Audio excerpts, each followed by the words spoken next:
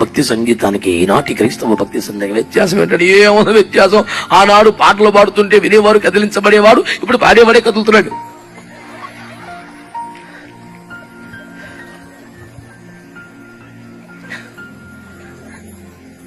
కొన్ని సభలకు వెళ్తేనండి మంచి యవ్వన పిల్లలు ఆడబిడ్డలు వింత వింత బస్తాలు ఇచ్చిన స్టేజీ మీద తాగుబోతుడు కన్నా బేపచ్చ ఊగేస్తున్నారండి.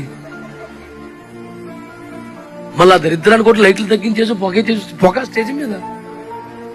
అయ్యి బాబోయ్, నన్ను అడిగాడు ఒకడు అనే స్టేజ్ మీద పొగ వచ్చేస్తానంటే మరి అగ్గారిపోతే అంతే కదరా.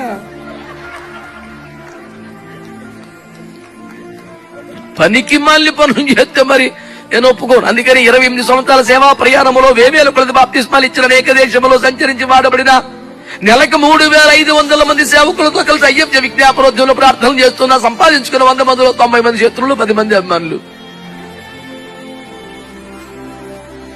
ఎందుకంటే బాధపడతారేమోనని సైలెంట్ గా ఉంటాం, మనకు రాదు. బోధపడాలని చెబుతూనే ఉంటాను. హల్లెలూయా. చెబితే దుర్మార్గుడు మా మీద పడుతున్నాడని మీరంటారు, చెప్పకపోతే వాడు మూగ కుక్క మొరగట్లేదని ఆయన అంటాడు.